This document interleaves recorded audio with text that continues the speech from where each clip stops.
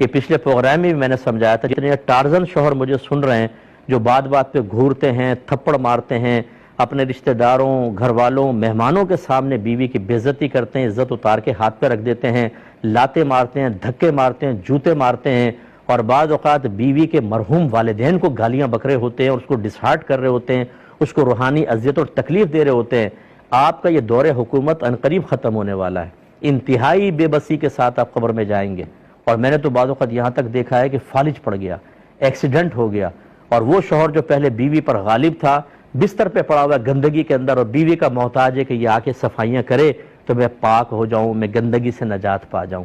اور میں نے ایسی سی بیویاں دیکھی ہیں کہ شوہر نے اتنا ظلم کیا پھر بھی وہ خدمت کرتی ہیں۔ شرم سے ڈوب مرنا چاہیے ایسے شخص کو کہ آج تم بے بس ہو کے پڑے ہوئے ہو تو تمہیں احساس ہو رہا ہے، اس سے پہلے تم کسی کی بچی، کسی کی بیٹی، کسی کی بہن کے اوپر ظلم کر رہے تھے۔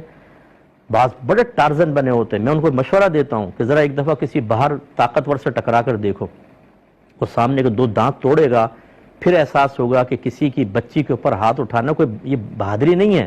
آپ لڑیں ذرا کسی بڑے سے جا کر،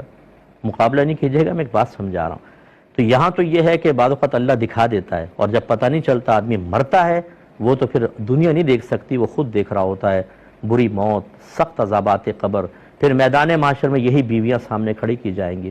اور وہ اپنا حساب کتاب لیں گی، جتنی زیادتی ہوں گی نیکیاں لے جائیں گی۔ اور بیویوں سے بھی میں گزارش کرتا ہوں، یاد رکھیں اپنے آپ کو بہت زیادہ آپ مظلومہ نہ سمجھیں۔ اگر آپ نے زبانیں چلائی ہیں، شوہر کو دل آزاریاں کی ہیں، اس کو ڈسہارٹ کیا ہے، آپ کی نیکیاں نکال کر شوہر کے نام اعمال میں ڈالے جائیں گے۔ اس لیے ہر فریق اپنے بارے میں غور کرے کہ میں اپنے لائف پارٹنر کے ساتھ کیا کر رہا ہوں، اس کے ساتھ کوئی میں زیادتی کر رہا ہوں تو حساب کتاب آخرت میں دونوں کو ہی دینا ہوگا۔ لیکن میں اس کا شدید مخالف ہوں، بیوی چاہے کیسی ہو، لیکن یہ مار پیٹ کرنا، گالی گلوچ، یہ طریقہ کار ٹھیک نہیں ہوتا۔ اچھا پیار محبت سے کام کریں، اپنے گھر کے دروازے کو شریعت کے لیے کھول دیں، میرا مشورہ ہے، بہت پیارا کام ہوتا ہے۔ کبھی لڑائی جھگڑا ہو جائے، قرآن کیا کہتا ہے، حدیث کیا کہتی ہے، علماء کیا فرماتے ہیں، اس کی روشنی میں جس کی غلطی ظاہر ہو وہ اپنی غلطی مان کے دوسرے سے معافی مانگے اور دوسرے کو صحیح کہے۔ ہمارے جھگڑے اس لیے ختم نہیں ہوتے، ہم تا حیات اپنے آپ کو ہمیشہ صحیح اور دوسرے کو غلط اس لیے کہتے رہتے ہیں کہ ہمارے پاس صحیح اور غلط کو جانچنے پرکھنے کا کوئی معیار نہیں ہے، کوئی سٹینڈرڈ نہیں ہے، کوئی ذریعہ نہیں ہے۔ وہ لڑکے کی ماں کہتی ہے میرا بیٹا ٹھیک ہے، لڑکی والے کہتے ہیں ہماری بیٹی ٹھیک ہے، اور اس طرح دونوں آپس میں کہتے ہیں ہم صحیح ہیں تم غلط ہو۔ تو یہ ہماری سوچ اور فکر سے صحیح اور غلط کا تعین نہیں ہوگا، یہ شریعت سے ہوتا ہے، یہ ہمارا مذہب بتاتا ہے۔ اس لیے مذہب کو بنیاد بنائیں، اور بڑی معذرت کے ساتھ میں جملہ کہہ رہا ہوں، ہم مذہب سے ہی سب سے زیادہ بیزار ہیں۔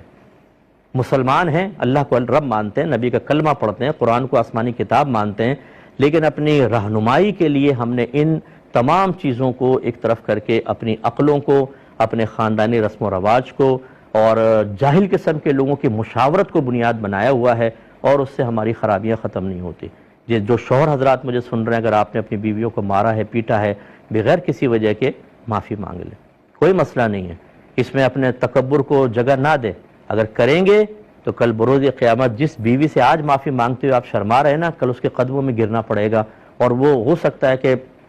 اللہ تعالیٰ سب کا پردہ رکھے، لیکن خطرناک صورتحال بھی ہو سکتی ہے۔